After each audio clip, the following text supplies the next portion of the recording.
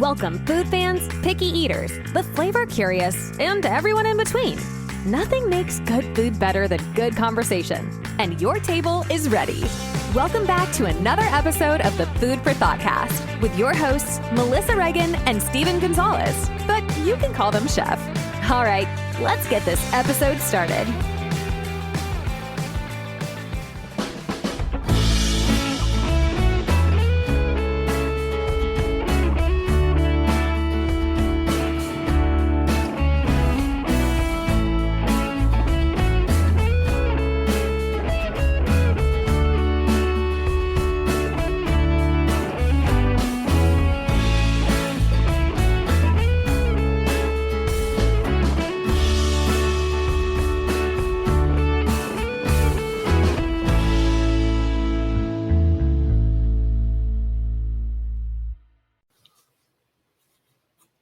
Hey there, food fans. Welcome back to the Food for ThoughtCast with me, your host, Melissa Reagan, and my co-host with the most, Chef Steven Gonzalez. What's going on, Steve?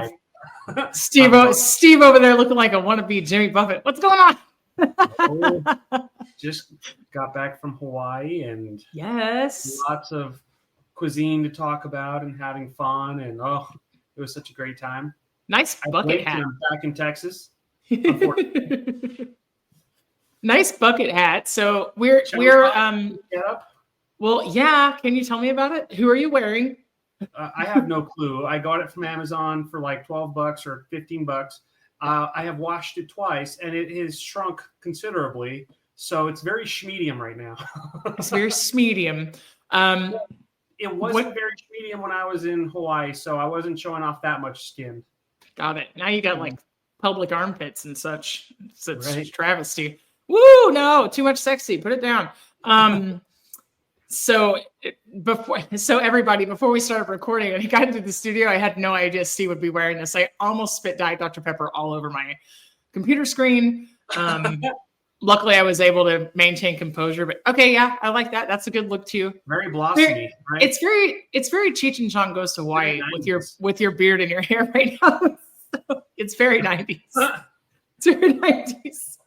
I love it. It's very like TRL Spring Break, Honolulu, like, yeah, essentially. Yeah. Steve, when did you go to Hawaii? Because we're recording these a little bit far out. So when was it? Went the beginning or the end of March, right before the beginning of April. Pretty much last week of March. I had a vacation that I had to use up before I lost it. So I just said, we're going. And my wife has points galore, so we flew out for like $22, which was pretty cool. Good grief. And then we got raked over the coals with everything else. So, that's how they get you. Like you do. We stayed in Honolulu for about 4 days, which, I wish we would have stayed longer, but, like you can only cram so much into like 1 week, Sure. So, yeah.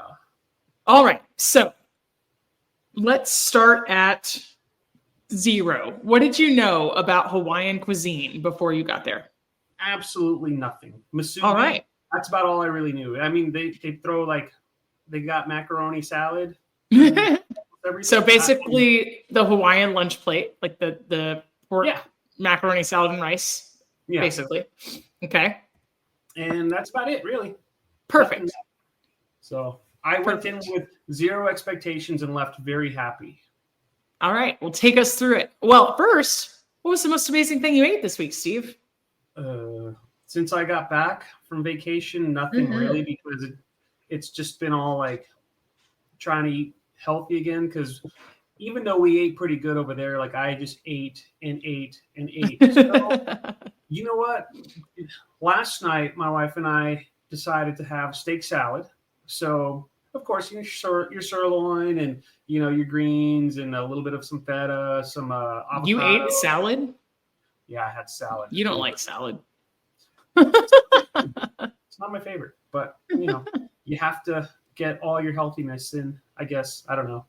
I know healthiness is not really a word, but, it makes sense in this case. Right on. I think. Is healthiness a real word? Steak salad. I don't know. Well, if you want it to be, it is. So there was a grilled peach vinaigrette, balsamic vinaigrette. And that's where I got caught because I was expecting to see grilled peaches in there. No, it was just flavoring. So Just peach. Gross. Well, I mean, it didn't suck, but I mean, at the same time, I was like, okay, where are the peaches at? Yeah. Sauce. I almost would rather have like a blue cheese crusted half grilled peach, right? Like like balsamic drizzle, like with like steak. Oh, it sounds really good. Yeah. So it got cold here again. So the most amazing thing that I'll be eating this week is the dinner that I'm going to make tonight. A dear friend of mine, which I can't figure out if he'd be comfortable with me saying his name or not, but he has Steven for now. we can call him the other Steven. His name's Ethan. But I honestly don't think he would mind. He has a dish that's really special to his family that he eats on his birthday every year, and they'll make it other times too. But it's called Mexican cornbread, and he was kind enough to share it with me. He shared it with a bunch of folks, and I'm in the mood for it. It got cold here again in North Carolina. We had like 3 80-degree days that were like gorgeous and sunny and almost verging on hot. And then we had a huge thunderstorm, a series of tornado sirens, and now it's in the 50s again. It's absolutely ridiculous. So I got in the mood for something hearty. So it is essentially like sausage, cream corn, green chilies, kind of in a cornbread base. Okay. It bakes up like a really tasty casserole. And I know that he eats his with the Dr. Pepper. I'm going to have a Diet Dr. Pepper. And the recipe card says, eat it with ranch style beans and coleslaw. And who am I to mess with directions? I'm going to eat it with ranch style beans and coleslaw. But you can't find ranch style beans in North Carolina. So I'm making them. Yeah. I'm making them with pinto beans and chili powder. And like I put a little apple cider vinegar in there, some French barbecue seasoning, right? Garlic, onion, little bacon. So they're going to be good. It's going to be good. Every time I do like a stuffed cornbread, I always like to throw chorizo in there too. It just makes me happy. Well, this original recipe card says spicy sausage. I just use regular breakfast sausage, but then it also calls for like green chilies or jalapenos, and I put both. So I love chorizo, though. I actually saw you would actually love this. Do you have a Trader Joe's where you are, Steve? Not where I'm at, but in the bigger cities like San Antonio and Dallas and Austin, yeah, they're over there. Sure. I saw like a shortcut pasta recipe that I think you would really like. It was like pound of chorizo, jar o sauce, 2 cans of chili. Now, this person made it vegan, but for these purposes, I'm telling you like the not vegan version. A Borson and a like 10-ounce bag of dry pasta, and then you fill the jar of the sauce like with water or broth, right? And you put everything together and bake it, and it looked insane. I was like, dude, I want like it was basically like chorizo chili mac is how it ended up.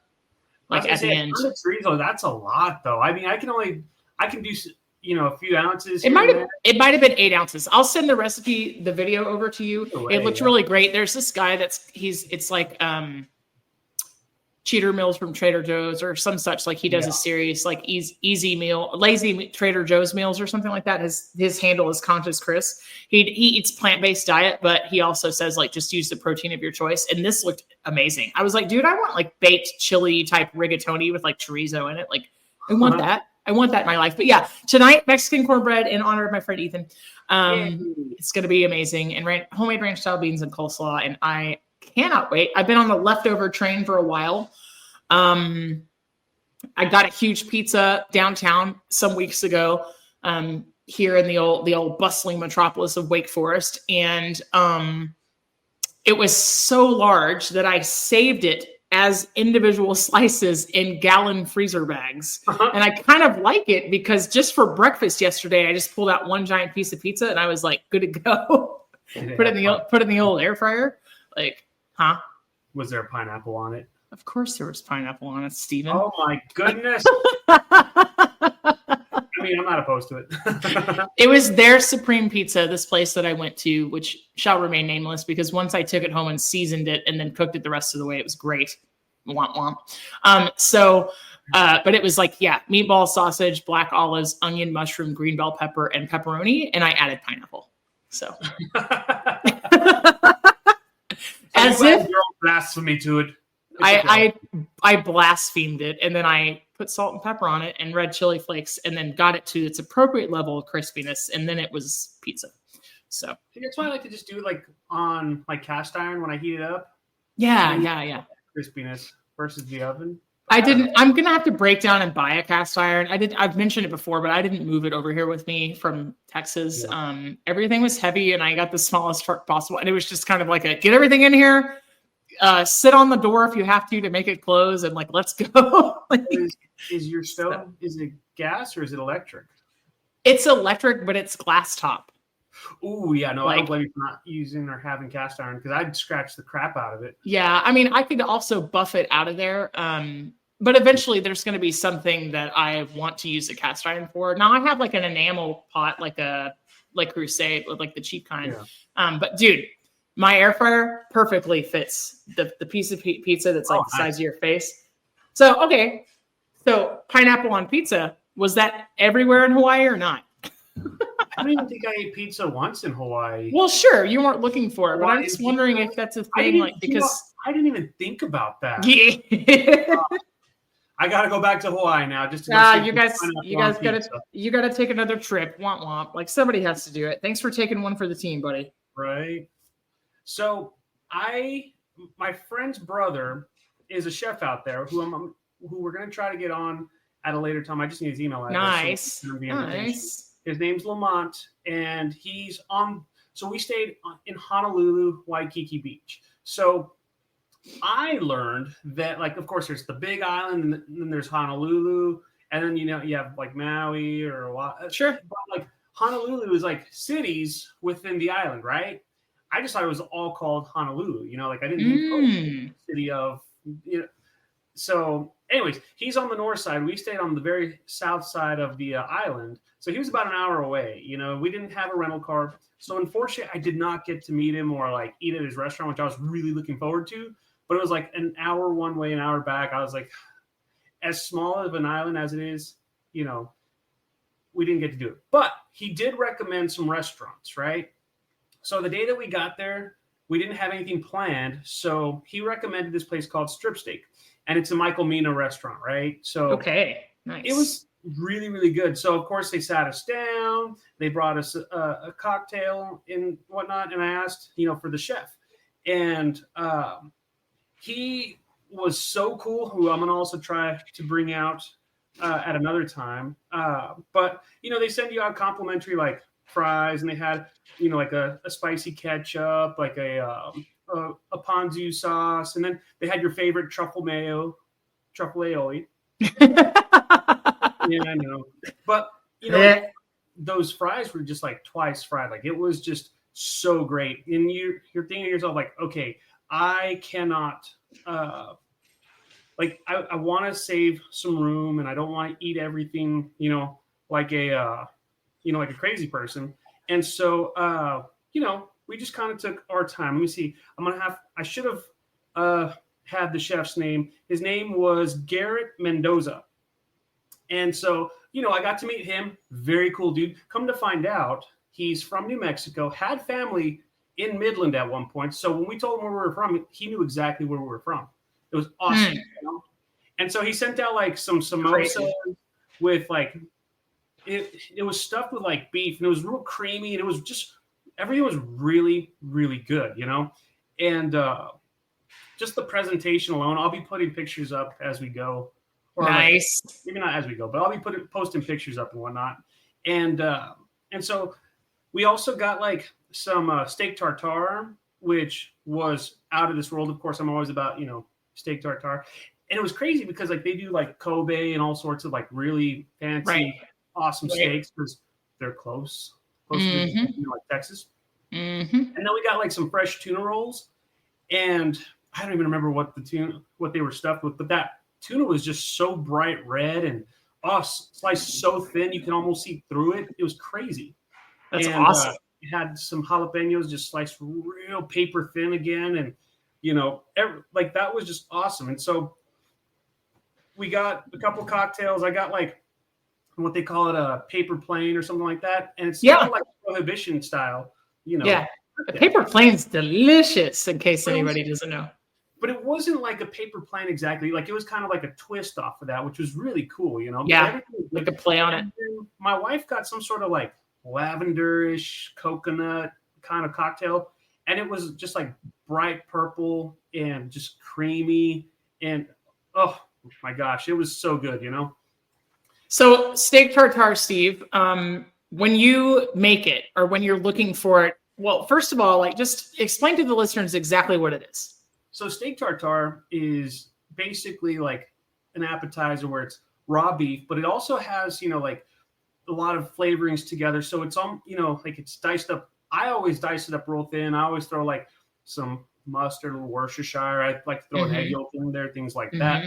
So it gives it a real creamy texture. And of course, I like my steaks rare as can be. So for me, this is the perfect appetizer. Right. Throw with like some crunchy bread. Holy cow, like it's good, you know? I always like it with like a crostini or maybe even a non-traditional, like a wonton chip or something. But steak tartare, yeah, usually like some really, really tiny minced shallots, some really strong Dijon, an egg yolk. And if anybody out there has never experienced it, it's really great, right? Like it doesn't have like a gross raw meat texture. Like I think a lot of people think about steak tartare and they immediately picture like raw ground meat.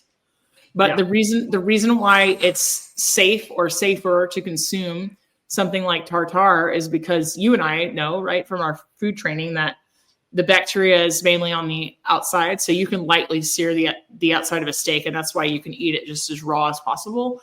But you buy the higher quality and then you dice it up. That way it doesn't get intermingled. In raw beef, it's like anything that may be present there is completely throughout the entire mixture.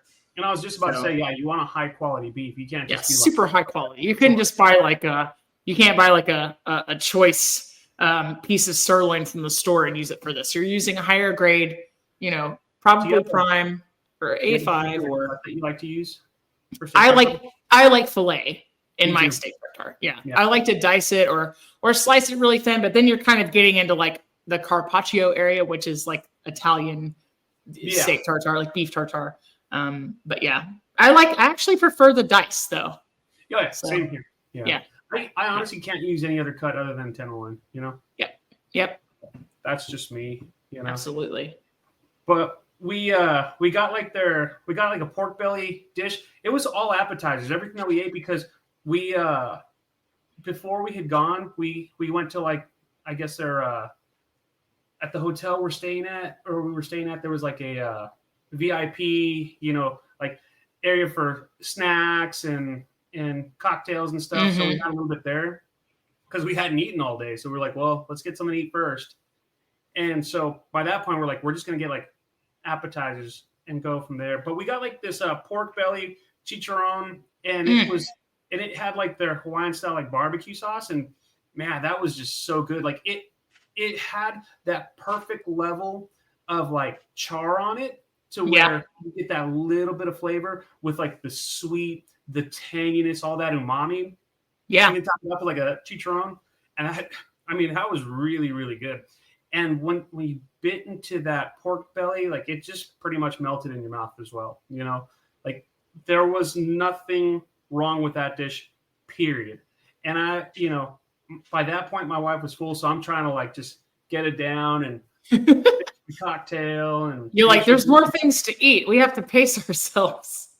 You would think that we paced ourselves, but no, like once food started getting in front of me, I was like, no, we got to eat this. Like, this is just awesome. And the one mistake I did was I didn't take pictures of the menu so I could like walk you through every single ingredient, but that's okay. That's okay. But we wrapped it up with dessert with like, it was a cheesecake, but like the top was burnt. Does that make sense? Yeah. Like a Basque style cheesecake. Yeah, exactly. And I've never had a Basque style cheesecake before, but that was amazing. Like, I like it.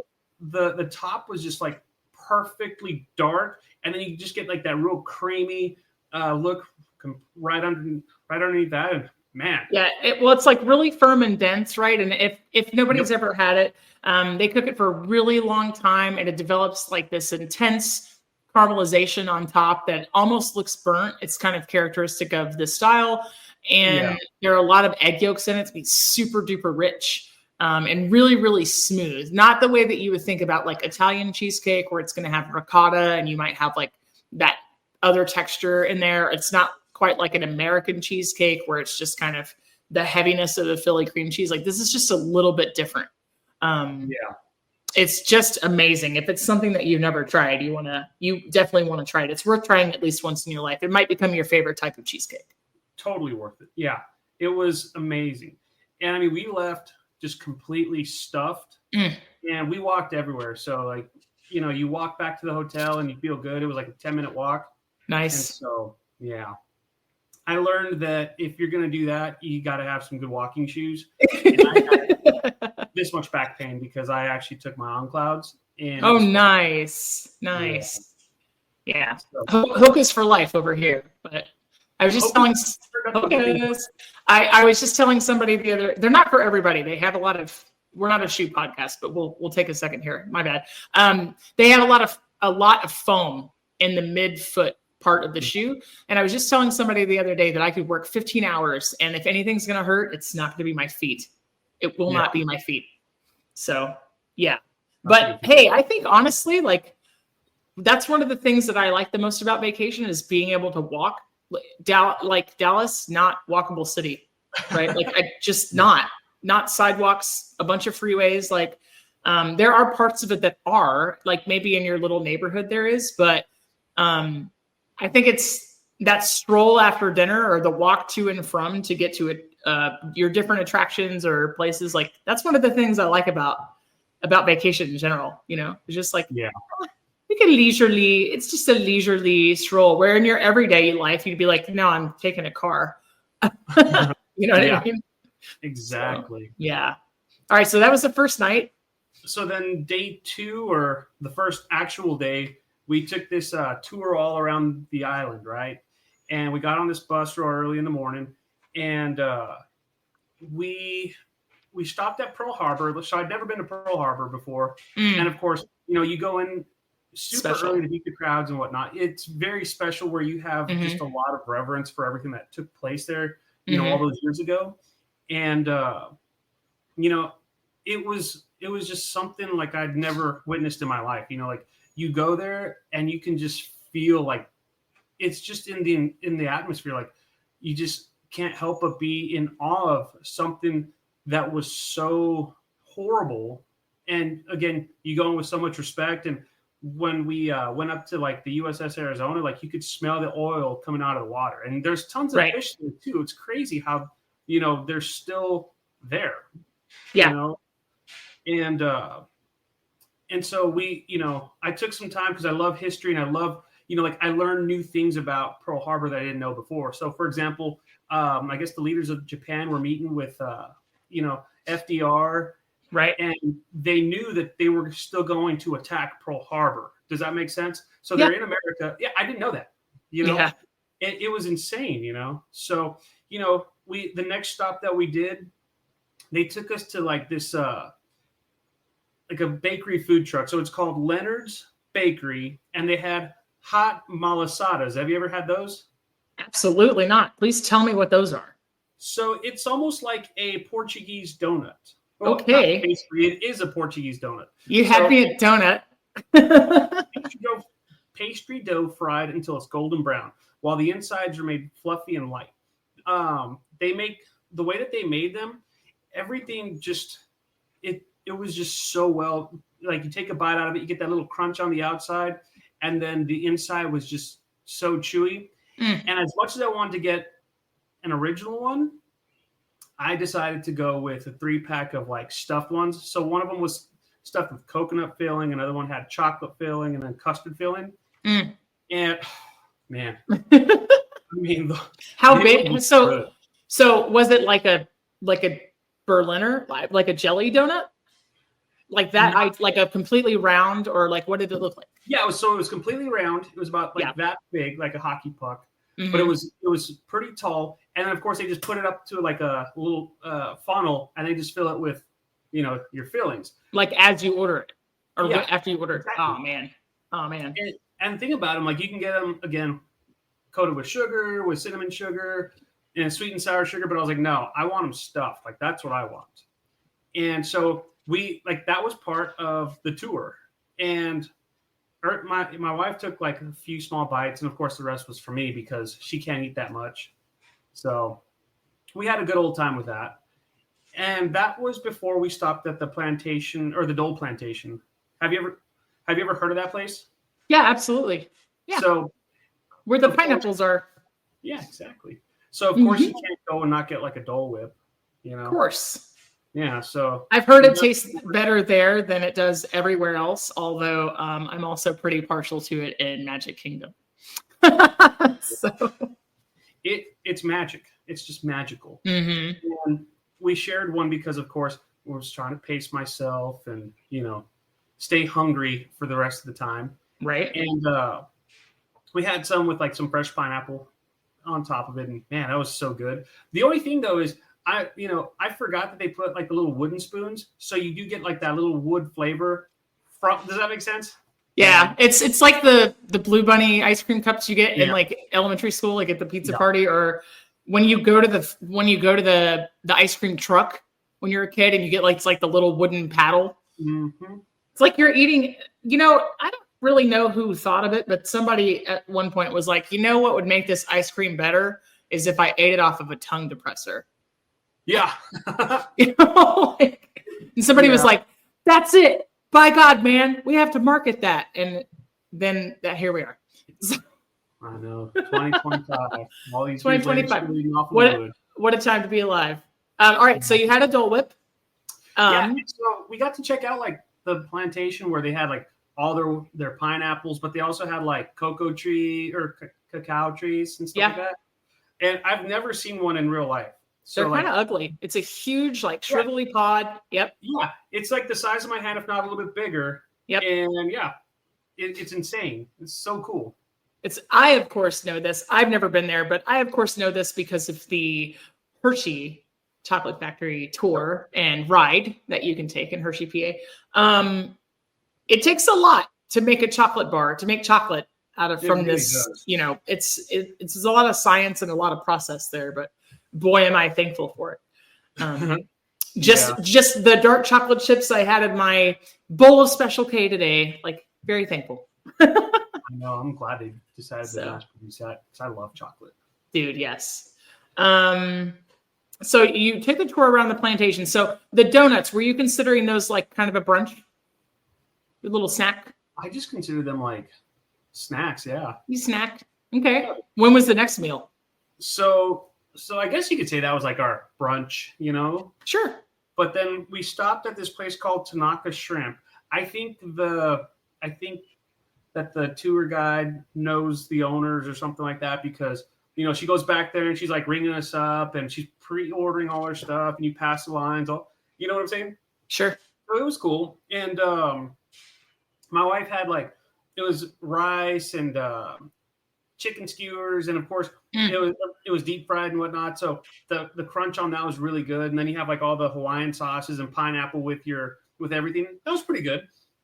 And I didn't want to, they had like tons of like shrimp options, but the problem was that it was not peeled shrimp. And of course, if you're going to cook shrimp, I hate having to peel shrimp with my dirty hands and then eat food. You know what I'm saying? Yeah. Yeah. Don't I get that?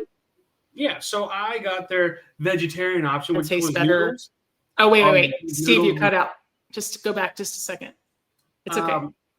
So I decided to go with their vegetarian option because I didn't want to do like peeling. You didn't want to peel the shrimp. Yep. Yeah. So it was like noodles with like cabbage and looks like carrots and peppers, and of course you had like the pineapple slice with it, but those were pretty good too. It sounds amazing. It reminded me of when I was in hotels and we would have our little Asian lady make us noodles. Like it was just, it took me back. Does that make sense? Yeah. I was just asking, and then there was like a little bit of an internet glitch. Did you find that the pineapple there was the best you tasted like in your whole life? Like, yeah. I like pineapple, but I unfortunately can't remember the last time I had a good pineapple here. They travel, they sit, they are picked too early or too late, or what have you, right? But like, I cannot wait to try one in Hawaii someday. Oh, you need to. It was awesome. And then, so, we stopped for about an hour or so to have lunch, and they have like their little fruit stands and things like that. But again, I'm still like in that mode of we have to pace ourselves, Yeah. Especially because later that night we ended up having dinner with some friends, but I'll get to that here in a little bit. So we stopped at the Polynesian Center, and they have all sorts of like areas for like Hawaiian people, Samoans, what is it?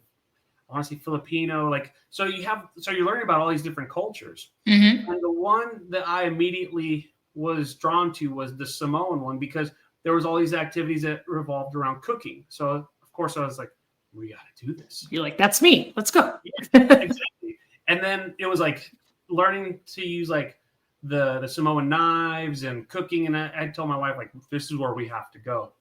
Unfortunately, like the whole haka thing, that would have been really cool though. I would have loved that. So we go up, and there's like a demonstration where this guy's like in full Samoan, gear and whatnot. And he's just talking about like the Samoan culture and cracking jokes. He's actually pretty funny. And so they wrapped that up, and we went to like another tent area, and they started talking about making, it was like, they call it breadfruit, but they cooked it down with like onions and water. Yeah. I'd never really heard of breadfruit, Yeah. but it's almost like a jackfruit. You know what I'm saying? Yeah, exactly. I was just about to say it's just like a jackfruit, and it has kind of a meaty texture. Yeah. And so, cool. They cooked it down, a little bit of coconut, things like that. And it was cool because they were saying, with something like that, you have to cook it just right, because if you don't, when you throw the coconut milk in there, it separates and it's greasy. You know what I'm saying? Versus like creamy. Yeah. So we went back and tried it, and it was really, really good. The sweetness of the coconut with that onion flavor, the seasoning, the spices and all that they used, like, it was just out of this world. And I was kind of embarrassed because we're going up to try it, and my friend called me, and he's, seeing what's going on. And I didn't want to like ignore his phone call. So I have the phone to my head, and I'm trying everything, and it was really good. So of course you tell him it's very delicious, but I don't like being on the phone in front of people and people hearing my conversations. I'm weird like that. I also like hate being on the phone when I'm eating. True. Like if somebody calls me and I'm making dinner, and then they're like, "Oh, is it time for you to eat dinner?" And I'm like, "Yeah, can you hang up now?" Because like hearing people chew on the phone is like a huge pet peeve. So. Yeah, but it was fine. Like I said, we were just kind of trying to figure out like what's the game plan. So right there in the Polynesian Center, they have this right outside of it. It's called Hapas Sushi and Poke. Nice. And so I just went with like their traditional original poke, which was the ahi tuna, the sweet onion, green onion. They had sea asparagus. Inamona, which I'm not exactly sure what that was, but they had ogo, poke sauce, and bubu arare. Okay. Again, not 100% sure what that was, other than it translates to delicious. It's from the original, for delicious, from the original French. Yeah, exactly. Sure. But, like when you put it all together, it was just good. And the tuna is so fresh there that, again, everywhere you go, it just kind of melts in your mouth versus, like when we get ahi here in the States. I'm sorry, in States, or what do they say? You're on the island, and then you're the mainland. The mainland. Yes. Yeah, all that tuna just really melted in your mouth. And, you take a small bite, and you just barely, bite that tuna with your teeth. And it just, like I said, it all falls apart. It's good. I love it. And so like with that, it's almost like a ponzu where you get like a lot of that citrus kind of flavor out of it, that soy, and everything is just over white rice. And so, the white rice takes on whatever flavors you put with that. Kind of like absolutely. Yeah, absolutely. But I thoroughly enjoyed it.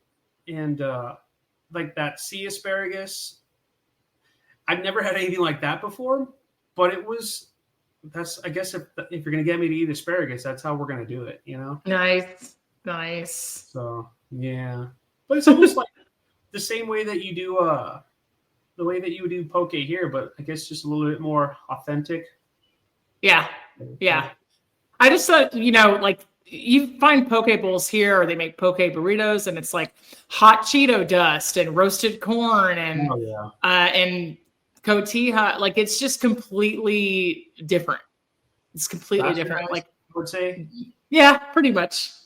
I mean, and I've used the word a lot lately, and I was trying not to. Wait, what'd you say? I mean, it's still good. Don't get me wrong, but it's just not the same, What's delicious? It's just not. It's not authentic. I mean, it's not traditional. Yeah, exactly. So, yeah.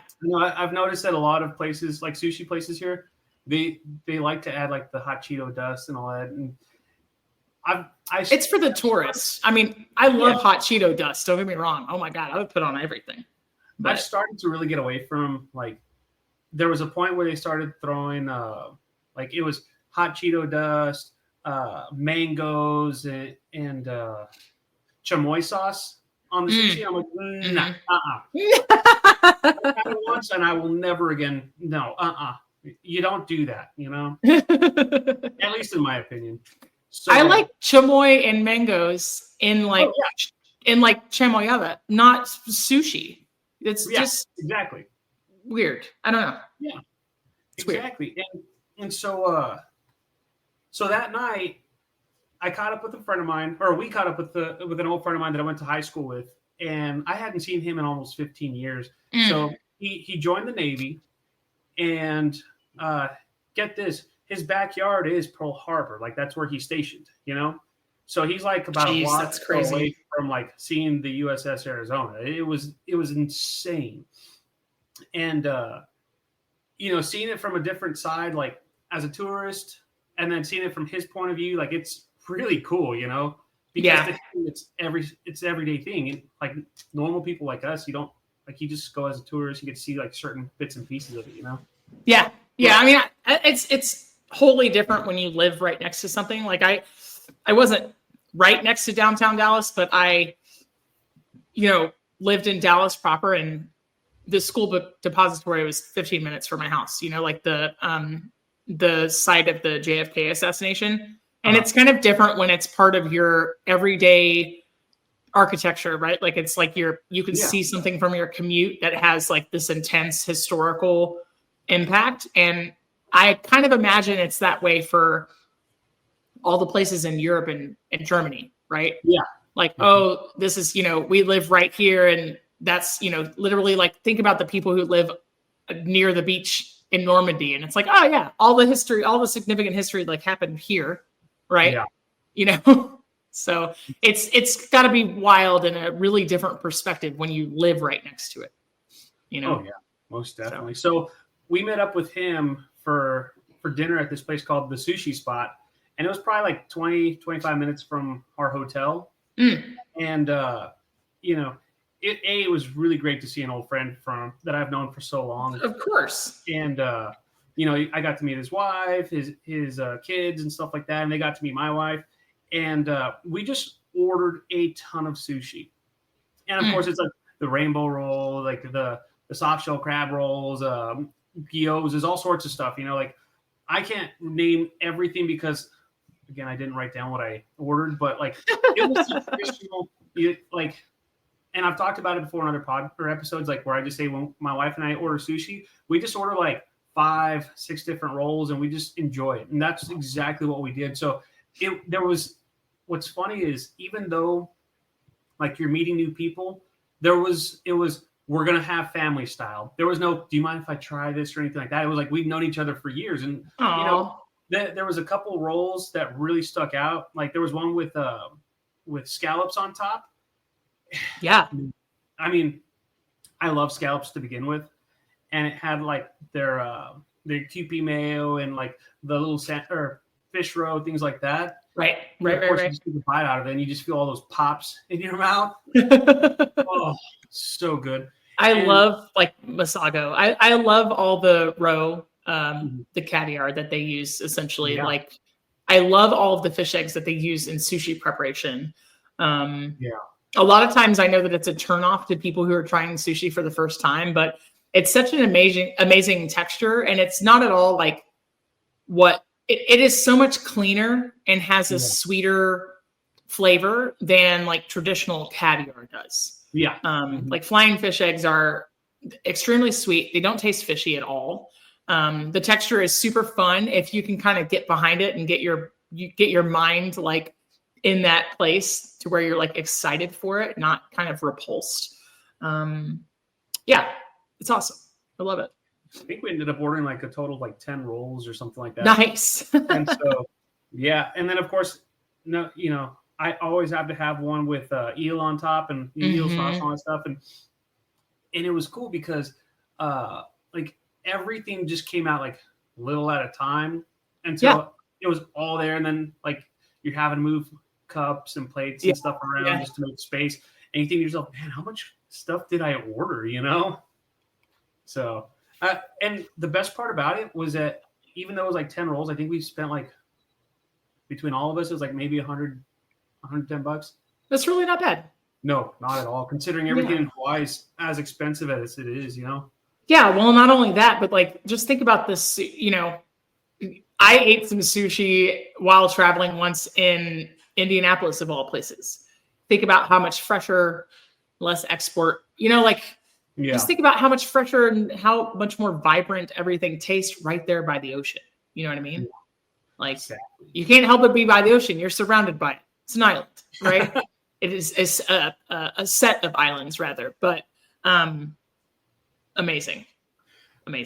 So the following day, we went on a food tour, right? And we woke up. Now, remember, it's a 5-hour difference from where we're at. So like 8 o'clock for us is 3 o'clock over there in the morning. And so we're waking up at like 3, 4 in the morning and just lying there. And of course, you're getting hungrier and hungrier and hungrier. So you go down to like the VIP area for like breakfast and you have a little bit, but then you have to remind yourself, do not eat too much because you're going on a food tour. And so we did that, had our coffee, and then I can't explain it, but coffee's been filling me up lately, and it's just black coffee. You know what I'm saying? Is that weird? Well, I mean, I think it's you're probably finding that the caffeine is being more of an appetite stimulant now than maybe it used to be. I don't know. It maybe has to do with age, hormones. I have no idea. I'm not a doctor. Just want to put that out there. You play one on TV. I play one on a podcast. Actually, even not that. Not at all. I finally had my very first legit Mai Tai before we went on this food tour. And it's like rum and I don't even remember what else. Like coconut, right? Or something like that. I just know it's rum. And so I learned something. I couldn't tell you, Steve, because I don't drink girly fruity drinks.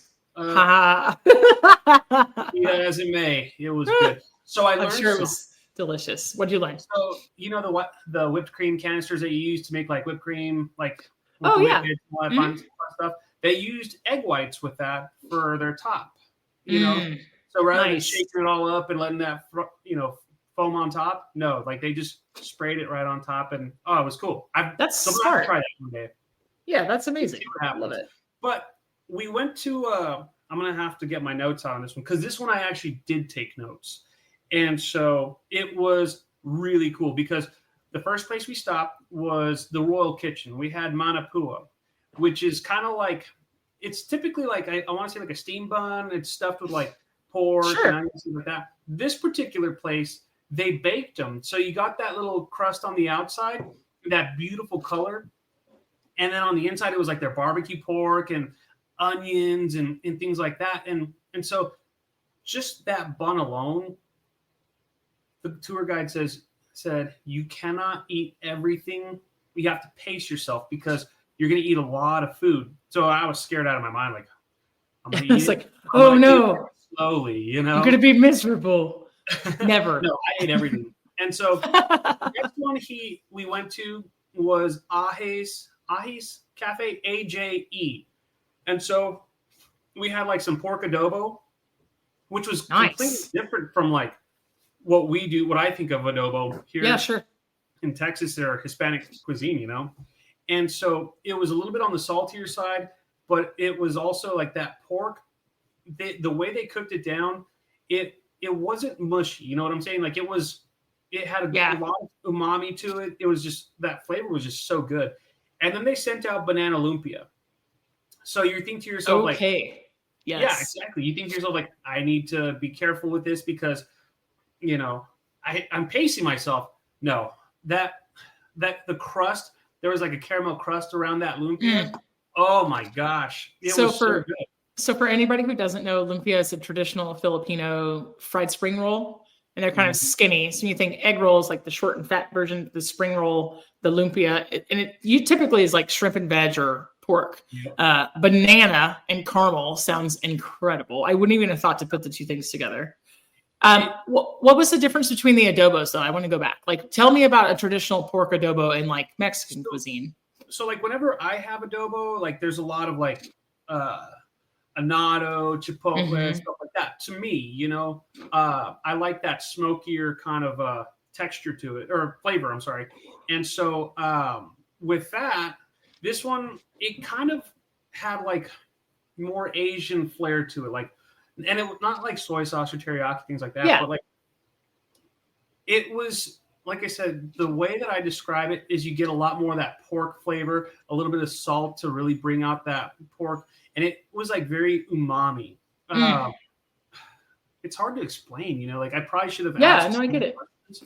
But like everything was served like these little bowls, like, but yeah, that one I couldn't quite get over. I just thought, man, this is so good.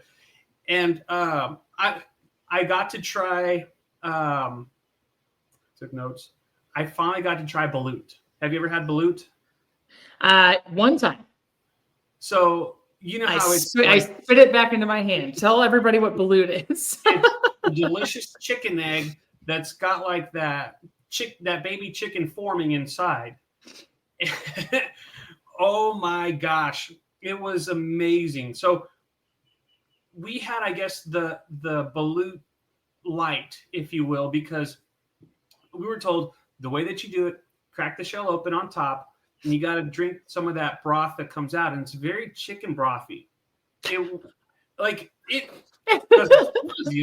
Yeah, sure. So if everybody hasn't caught on, it's an all the way fertilized chicken egg where the tiny chicken has formed on the inside. Ugh. All right. But yeah, so we break it open, and I drank that little broth out, and I shared a little bit with my wife because, again, we shared one because we had no clue what to expect. And then, you get that like egg yolky, that baby chicken that's forming inside. Yeah. To the eye, it looks atrocious because you see like the yolk part of the chicken, and it's just ugly brown colors. Yep. And so you have no clue what to expect. And so they gave us a spoon, so you're trying a little bit. And to my surprise, it was actually pretty good. I didn't get any crunchiness out of it, anything like that. Apparently, like when you get it overseas, like you get the actual balut where it's like crunchy in texture because it's a little bit more formed. I don't know. I tasted a lot of that yolk flavor, and on the very bottom of the egg, like there was this rubbery, chewy texture, which the tour guide said, if I were you, I'd spit that out. Like it's not good. But everything else was really, really good. Good for that guy for being like honest. Oh, by the way, so this guy's from Hawaii, and he asks us, where are you from? So I said, Texas. He said, what do you do? I said, I work for a grocery retailer. And he said, oh, H-E-B. I love H-E-B. And get this. He goes, that's crazy. What part of Texas are you from? I said, West Texas, but I'm originally from South Texas. He goes, oh, like McAllen? And my face just dropped. Like, how do you know McAllen? I think, like, Texas? Looking for a hidden camera. Like, okay, you guys set this up. Right? My brother-in-law's from McAllen. So. Oh, that's amazing. That is awesome. Dude, that's crazy. So he takes us. So back on track, he takes us to like get fresh produce, and like we tried sour sop, we tried pickled mango, we tried chico, which I guess it's like a fruit, but it tasted almost like sour grapes if I'm remembering correctly. And then we had papaya, which I like papaya. I don't know why I don't eat more of it, but it's good. And then we had I really like it too. Have you ever had durian? Yeah, durian. Yep. The one that just has like the most atrocious smell in the world. Yeah, it smells like dead bodies. No, but on it, I think it smells like gasoline. But honestly, I mean, it just has a really, really strong odor. But honestly, I think it tastes like vanilla. Like I think it tastes like very. It was very creamy. Yeah, it's very like it. I don't know. It's just very pleasant on the inside. Yeah. And then we got to try like some longan, which is like the same family as like lychee. Mm. So that was pretty cool. Nice. And so like I'd never had pickled mango before, but that was good. And let me see. I bought some. It's called lihing powder, which is like the dried out like sour plums where it's just all ground up. Nice. Like that we throw tahini on everything. Did you bring it home with you? I bought a bottle. That's correct. Nice. What are you going to use that for? I have no clue yet, but I was excited about that. Nice. And then, of course, we went to the fish market, so we had some big eye tuna, some spicy tuna. The big eye tuna by itself was just like slices. Again, melts in your mouth. They gave us a little bit of like soy sauce, which was I didn't even use the soy sauce because I just wanted to try the tuna for what it was. Yeah. And then the spicy tuna had like a little bit of like the fish roe, a little bit of spicy mayo on it. And some onion. Holy cow, that was good. I love tuna so much. And then we tried kimchi octopus. Holy cow. Like I can't explain how good that was. Like it had like green onions on it, and like the kimchi flavor. Then again, some fish roe on it. Mm-hmm. And it was a little bit chewy, but that flavor was so good. Like the way that I prepare my octopus versus the way they do theirs, two totally different things, you know? And I couldn't get enough of it. So then we went, we went to Cam's Meat Market and we had Peking duck and crispy char siu pork belly. Yeah. Yeah. That was really good. That Peking duck, oh man, cooked to perfection. Like Peking duck is so incredible. It's so good. And they cut up an entire duck just for us, you know. And that char siu pork, oh, so good. Like I couldn't get enough of it. Char siu is so good. Everyone was filling up at this point. So then the tour guy said, "Who wants to take some with them?" And of course, I was like, "Me, right here." And so then I guess that was like the dinner part. Course 5, if you will, you know, and probably like course 6 or 7 at that point. Right. We went to this little place called Gon and Thai, and we had a pandan cake. And if you're not familiar with that, it's like a sponge cake, but it's green inside. Okay, what is it? You know, let me see. We're gonna have to figure this out. Pandan cake. It's pound cake. That's a good question. Like I don't even know what was in there. It's flour, eggs, butter, and sugar. Let's see. So the pandan plant gives it its green color and nutty flavor. I wonder, did it taste like matcha? Is that the deal? Not really? Interesting. I mean, it was very pound cakey, you know, but like the reason why I couldn't find it because I spelled it wrong. But so they use it in Malaysia, Indonesia, and Singapore. Yeah. It says it tastes kind of like grassy, earthy vanilla with a hint of coconut, which to me, anytime you vanilla out of it. Yeah, I mean, anytime you say grassy and earthy, that's what I think of matcha. And I have to laugh. Like the other day, somebody recommended a matcha drink to me, and I was like, "Oh, so dirty water?" Because then I haven't jumped on the trend. I don't know. I'm not with it, but it was very spongy. Like I love that. Right back. It was cool. Like it was very delicious. And then we finally stopped at this place called Maguro Brothers for some actual Hawaiian limu poke. Nice. So we had their version of poke, and I mean that was just you're already full enough as it is, but then like you get their poke, and man, it was so good. I couldn't get enough, so my wife had her portion, I had mine. I chowed down on mine, and I ate most of hers too because it was so good. And you got like the green onions, and all their ponzu flavorings, a little bit of seaweed with that. Yeah, it was just the tuna by itself, so there was no rice to like further fill you up. Yeah. Just like really simple. And like we always say, like sometimes the most simple preparations are the best.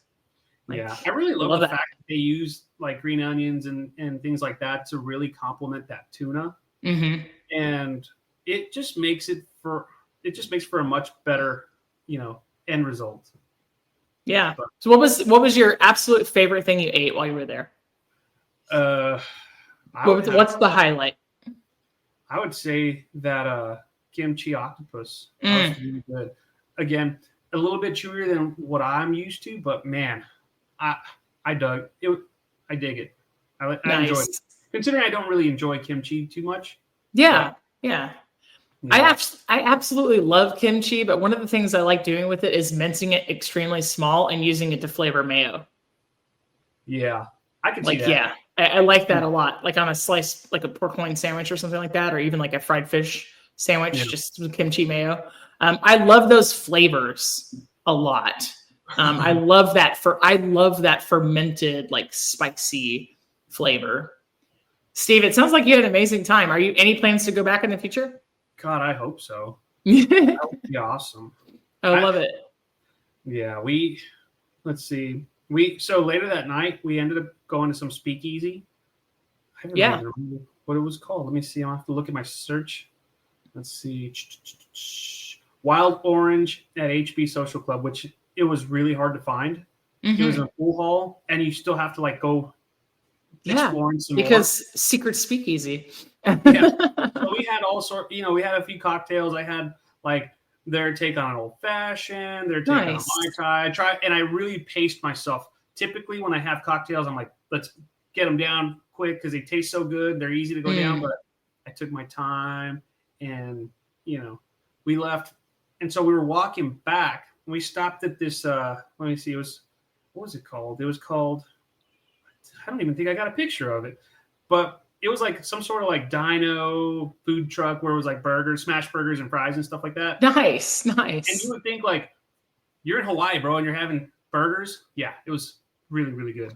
Sometimes you can find like the most unlikely, the best still things that you have at home, but like you can find them made really, really well in the most unlikely places. And what was really cool was they had like these, their fries were homemade. And they had this really garlicky mayo. So like we were still tasting garlic the following day after we brushed it. So yeah, I love it. That was cool as can be. Nice. Let's see. And then we hiked Diamond Head State Monument Park. That was cool. Cool.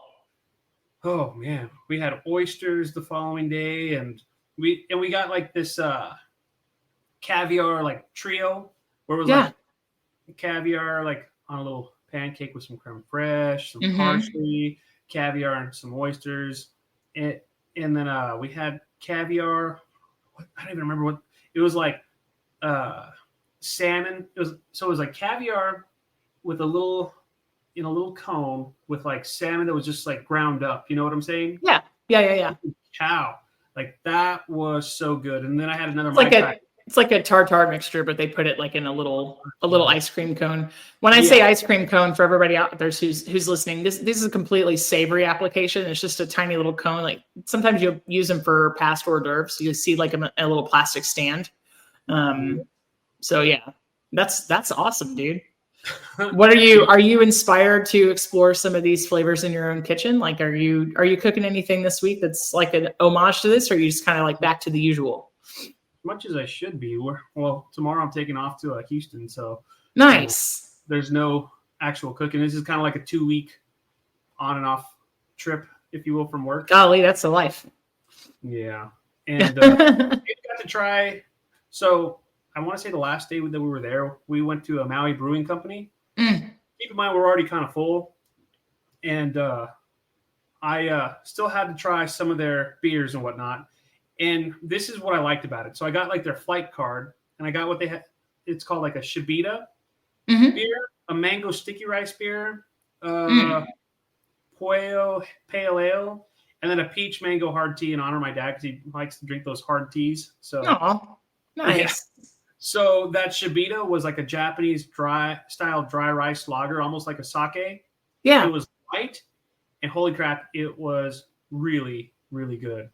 And I fell in love with that mango sticky rice beer. Oh, it tasted just like you got hits of like mango and kind of that the starchiness or like that rice flavor. Yeah, I love a lot of coconut out of it. Like, and you think beer and coconut don't go well together, but they do. Yeah, I love it. And let me see, what else do we have? So I took pictures of all that, and then we stopped at some musubi place. You've had musubi before, right? Yeah, I've had spam musubi. For anybody who doesn't know, specifically spam is a ball of rice like you would see underneath like a nigiri piece of sushi, or sometimes they'll put it in a square. Sometimes it'll be in a triangle. It just depends on which place you're at and who's making it. But it usually has the nori seaweed, and the rice is seasoned just like sushi rice, and it has a big piece of seared spam on top. And I am a huge fan of it. I like mine with a little Kewpie mayo. It might be sacrilege, but that's how I like it. Sometimes they serve it with ponzu or teriyaki as well. Yeah. So I had one with eel and then your traditional spam one, and it was really good. It was not what I was expecting. My only thing with spam, and I've just noticed as I've gotten older, like I don't have any issues with salt. I like salt. I like my food to have flavor. I like it to be seasoned. You know, salt is not a flavoring in and of itself, but it's a flavor enhancer. It makes things taste more like themselves. You know, it makes chicken more chickeny. It makes fruit more fruity. You know, like it really brings things out, right? But one of the things about spam is I've noticed the older I get, like it's so salty, it makes my stomach hurt. Really? So if I'm preparing it at home, I'll soak it in water or milk for like 24 hours and drain it and like continuously rinse it. And I'll buy the low sodium kind because it's just that amount of salt coupled with the fat. And like, God bless, if I'd had to live through the depression or the war rationing where spam was like I would have like a really hurt tummy all the time. So, I'm a delicate flower, Stephen. Or an iron stomach, one of the two. Yeah.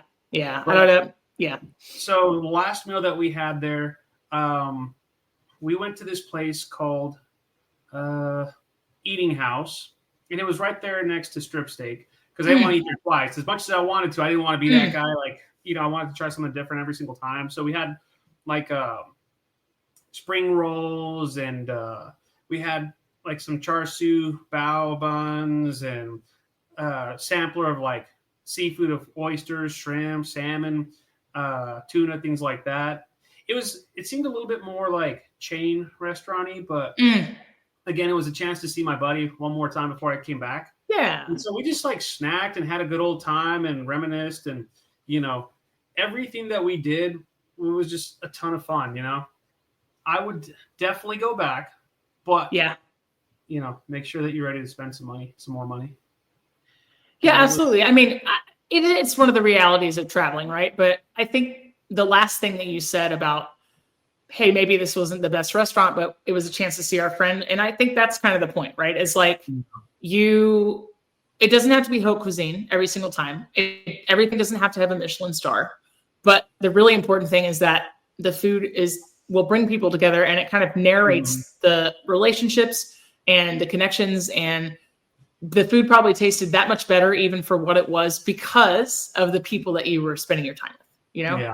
It was a real honor because, again, you're seeing a friend that you hadn't seen in a long time. And, you know, you understand, you know, this individual has a life. He's got a family. He's in the military. And so he has stuff to do. But the fact that he took time, you know, out of twice time out of his day, twice to see us, like, it meant the world to me. Like, I was elated to see this guy because, again, I hadn't seen him in almost 15 years. Oh, that's so special. How meaningful. And I love that. You know, after we had dinner, that's when my wife said, I'm tired. I'm ready to go back to the hotel. So, you know, him and I, we just hung out a little bit longer, and we went to Yard House of all places for like dessert. You know, but it was cool because like, I want dessert. I want to take dessert home to my wife and kids. And so I was like, yeah. So we just, like I said, we just hung out. We had a great time, and everything that we did, like in Hawaii, it was so much fun. And even though we did a lot of tours, a lot of it was food based, and I was excited to be a part of that. And, you know, when we go to Houston tomorrow, we're only going for a couple of days. We're going for like an art show. And we also have, like, I have plans to take my wife to certain places, and pray that we don't eat too much, but it's going to happen. What's too much on a vacation? We're just traveling to eat, right? I think I stand by the statement that I make all the time, probably overusing it on this podcast, that food's the best way to get to know a place, and food's the best way to get to know people. So, well, Steve, pot like Houston. Oh man, I'm gonna learn a lot. 100%. Well, I think every city has something to offer, even if they think they don't. Yeah. So somewhere in the vast sea of, and there's nothing wrong with it, right? Somewhere in the vast sea of all the Yard Houses and the Chili's and the Waffle Houses and the Applebee's and the fast food restaurants, like there are diamonds in the rough. You just have to go find them. So go find them. Steve, I hope you have a wonderful week and have a great trip. Oh, it'll be fun. I'll talk to you soon. Bonus about how good everything was. Yeah, bonus points if you wear the Hawaii outfit in Houston. Send us a selfie. As much as this shirt has shrunk, do it. Just embrace it. The bottom of this shirt is at my belly button, so I'm good. I'll pass, but thanks. Oh, Steven and midriff. I'm here. I'm here for it. All right. Have a great time. I'll talk to you soon. Bye. Bye. That's a wrap for today. Until the next episode of the Food for ThoughtCast, make good food, eat good food, share it, and be kind to one another. Thanks so much for listening today. You are part of what makes us special, and we are so glad you joined us. Don't forget to rate, subscribe, and leave a review. Just like food, delicious podcasts are better when you share them with others. Come back for seconds wherever podcasts are served, and we'll catch you in the next episode of the Food for ThoughtCast.